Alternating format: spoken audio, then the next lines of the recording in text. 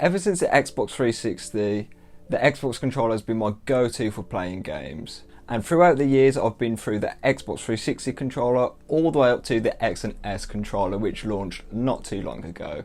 However, I've decided to up the notch a bit and I decided to get an Elite Series 2 controller, and to be honest, I don't think I can go back to a regular controller.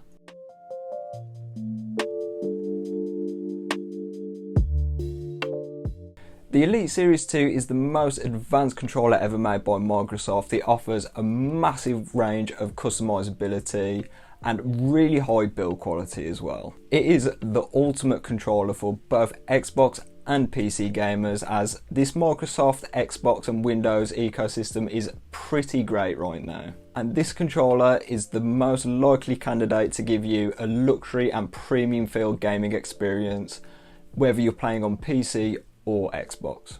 If you're a fan of the Xbox One controller's layout, you'll be happy to know that the layout of the Elite Series 2 is pretty much the same. Not much has changed, but then again, it was very good as it was before, and Microsoft didn't really need to change anything about it. So all the buttons are in the same place, the bumpers, the triggers are pretty much the same dimensions. It's just the little tweaks that they've made with the Elite Series 2, which we'll go over later into this video. Some of the changes on the Elite Series 2 is obviously the paddles on the back. You don't get that on your regular Xbox controller, and the D-pad is a little different if you opt for the one that looks a bit like a satellite dish, is the best way I can describe it.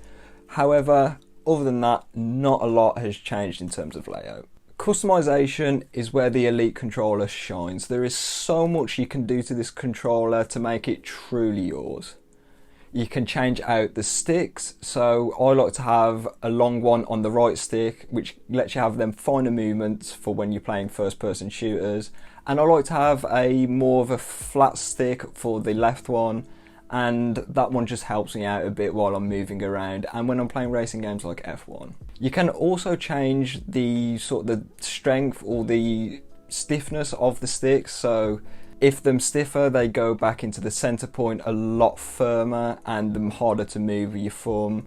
Personally, I like this on the loosest setting, as I feel like it gives me a bit more freedom of movement when I'm aiming. The D-pad can also be changed out between the satellite dish looking one, which I have it on, or you can have the regular OG Xbox One sort of 4-directional D-pad if you're more into that thing.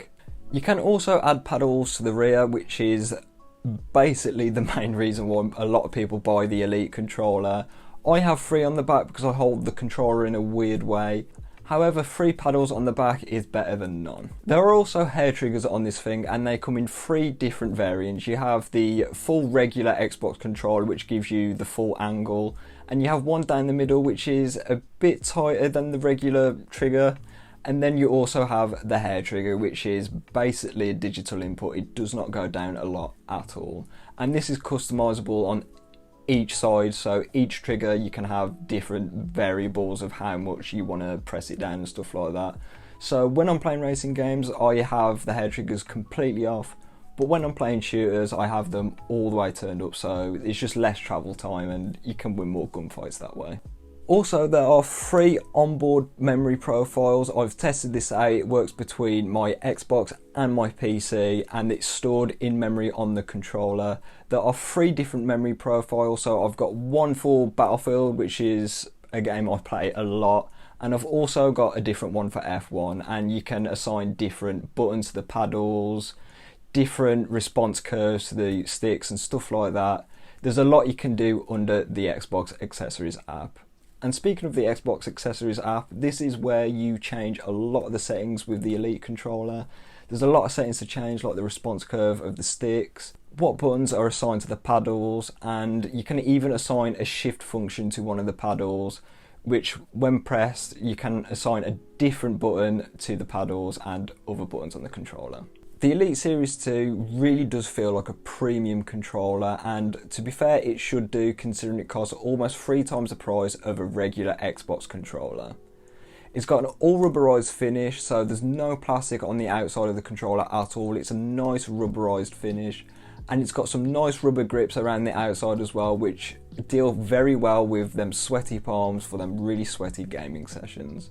The bumper and the triggers are metallic and they feel very good. I think they feel a lot better than the regular Stiepl plastic ones on the Series X and S controllers. And there is one thing I don't like about this controller, and that's how weird the RB and the LB feel. The bumpers just don't feel that good in my opinion. I prefer the regular controllers, but that's one little thing I've got with it, I suppose, I guess. I have heard about some durability concerns with this controller. I can't really speak on that now as I've only had it for about 2 weeks. However, I might come up with a 6 months test and maybe another year test as well, just to see how it's getting on in terms of durability, because I have been hearing there's been stick drift and the bumpers have been failing on some of these controllers, specifically the right bumper. One major upgrade with the Elite Series 2 is the inclusion of an internal rechargeable battery. And not only is it rechargeable, you get to recharge it with USB-C. That is one of the biggest upgrades on the Elite Series 2 and the Series X and S controllers, is the inclusion of USB-C. Gone are the times of the horrible, bad and terrible USB micro connector, because it's just such a bad connector. It also comes included with a USB-C charging cable, which is braided and it feels really good. It's a really high quality cable. And not only does it all come with this charging stuff and the internal battery, it also has a carrying case, which also has a charging dock in it, which you can charge with the USB-C cable that's included. And I think this is a great addition, especially for those gamers on the go and them ones that like to travel between places, have LAN parties, stuff like that. I think that's a great addition. So is the Elite Series 2 worth it for the price? I got mine for £95 open box, and for that price I'd say definitely yes.